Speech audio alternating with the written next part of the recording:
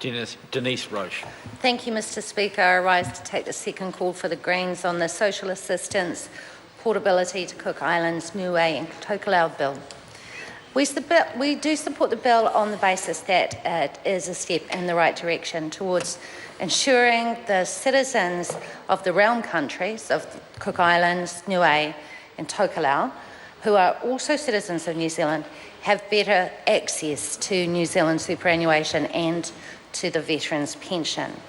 But we have the same sort of concerns that have been raised by previous speakers on this side of the House, particularly Carmel Cipollone and Porter Williams, around whether this bill goes far enough.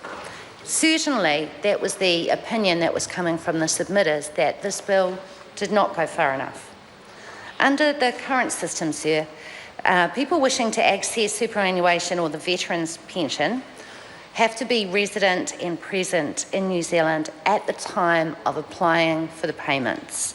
And as well as that, they must have lived in New Zealand as an adult over 20 for at least 10 years, and if it's 10 years, then they could access 50% later on of the payments, or 20 years to get the full payment of superannuation.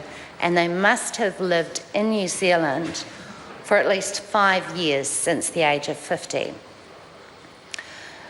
For the people from the Cook Islands, Niue and Tokelau who have lived and worked in New Zealand as adults for 10 years or 20 years, this bill will still require them to live here for 5 years after the age of 50 to be eligible for the payments.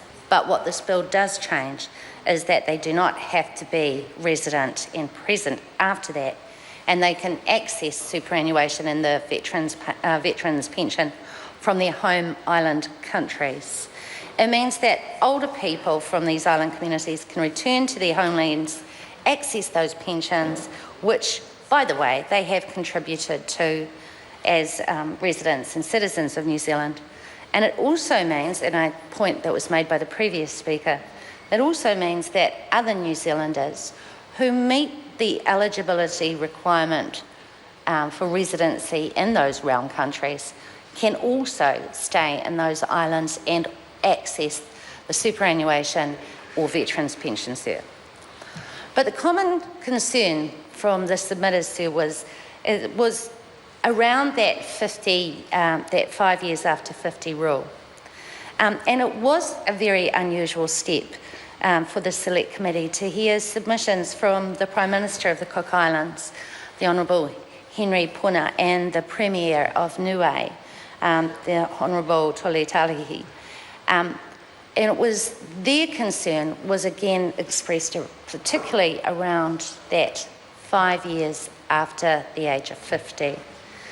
Now, I understand, sir, and it says in the regulatory impact statement as well, that this bill has been the result of government-to-government discussion for quite a long time. And the realm countries have been asking for this for very long. So they were very clear that they were appreciative of the efforts that were being made to clear this up. But again, they did express their concerns. We heard from them how the current system has been a disincentive for people wishing to return to the islands of the realm. And we also heard about firsthand about the issues of depopulation and the subsequent problems that can cause for these small island economies. By enabling these citizens to live in the islands from potentially the age of 55 and still be eligible for superannuation, that removes that disincentive a bit, although it will mean that there may be disruption for people if they have met the criteria and they've returned back to their home countries or the home islands before they hit the 50-year age bracket. Sir, I just want to acknowledge, as previous speakers have done, the contribution that the citizens of the realm, the people from the realm countries, from Cook Islands, from Niue, from Tokelau, have made to our nation's economy. And I take the point that Porter Williams raised earlier about the service that those citizens have also provided in terms of our armed forces. So they have provided to the well-being and the social well-being and the economic well-being of our society.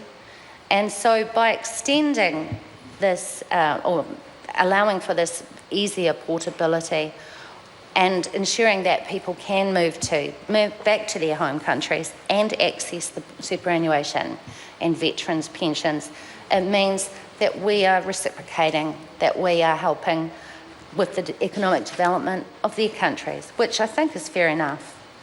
So we will be supporting this bill. I